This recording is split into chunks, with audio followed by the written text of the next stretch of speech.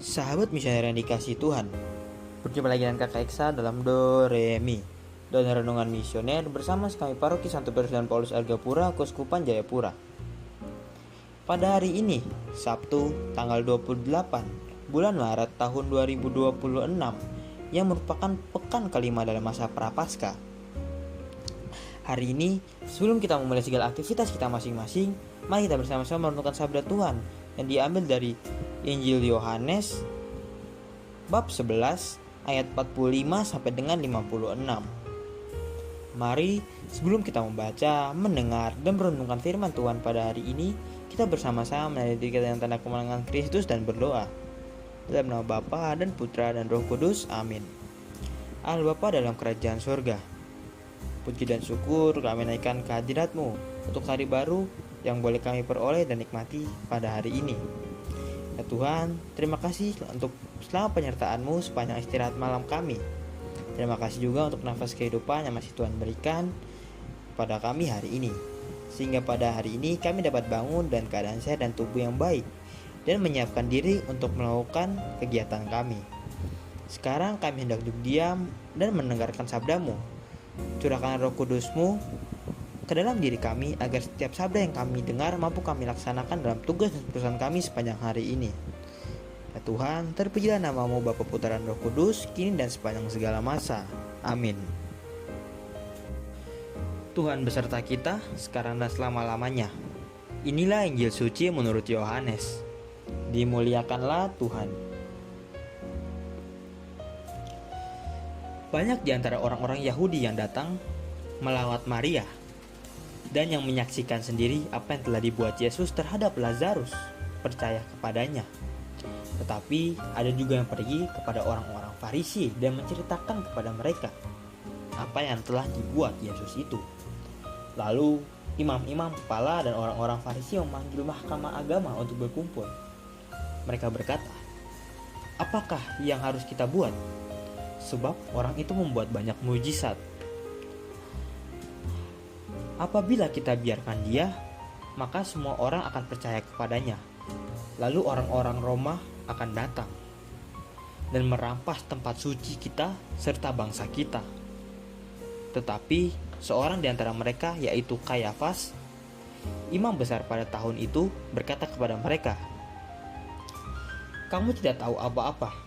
Kamu tidak insyaf bahwa lebih berguna bagimu jika satu orang mati untuk bangsa kita daripada seluruh bangsa kita ini binasa." Hal ini dikatakan Kayafas bukan dari dirinya sendiri, tetapi sebagai imam besar pada tahun itu. Ia bernubuat bahwa Yesus akan mati untuk seluruh bangsa, bukan untuk bangsa itu saja, tetapi juga untuk mengumpulkan dan mempersatukan anak-anak Allah yang tercerai-berai. Mulai dari hari itu mereka sepakat untuk membunuh dia. Karena itu Yesus tidak tampil lagi di muka umum di tengah orang-orang Yahudi. Ia berangkat dari situ ke daerah dekat padang gurun, ke sebuah kota bernama Efraim. Di situ ia tinggal bersama murid-muridnya. Waktu itu hari raya Paskah orang Yahudi sudah dekat. Banyak dari orang dari negeri itu berangkat ke Yerusalem untuk menyucikan diri sebelum Paskah itu. Mereka mencari Yesus dan sambil berdiri di bait Allah, mereka berkata seorang kepada yang lain, "Bagaimana pendapatmu? Akan datang jugakah ia ke pesta?" Demikianlah sabda Tuhan, terpujilah Kristus.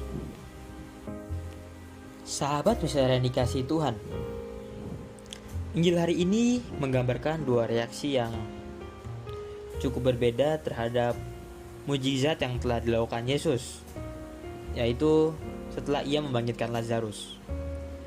Banyak orang-orang yang menjadi percaya kepadanya, namun di sisi yang lain banyak para pemimpin agama yang justru semakin bertekad untuk membunuh Yesus. Peristiwa yang seharusnya menggambarkan iman malah memicu penolakan. Disinilah kita melihat bahwa iman bukan hanya soal melihat tanda, tetapi soal kesiapan hati untuk menerima kebenaran. Para imam, kepala, dan orang-orang Farisi sebenarnya tidak menyangkal bahwa Yesus melakukan banyak mujizat. Mereka bahkan berkata orang ini membuat banyak tanda yang secara tidak langsung Mereka sadar dan mengetahui bahwa Yesus memang bisa membuat banyak-banyak tanda tersebut. Tetapi mereka merasa terancam dengan hal tersebut, seperti kehilangan kekuasaan, kedudukan, ataupun pengaruhnya mereka. Ketakutan itu menutup hati mereka terhadap kebenaran. Mereka lebih memilih menjaga kepentingan sendiri daripada membuka diri pada karya Allah yang nyata di depan mata mereka.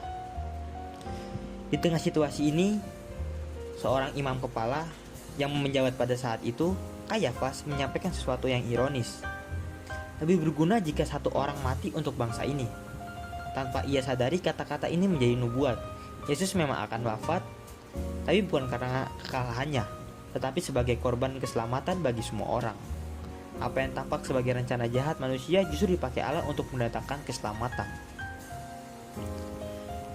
Sahabat misyonari yang dikasihi Tuhan, Injil ini mengajak kita bercermin pada diri sendiri. Kadang kita pun seperti orang-orang Farisi.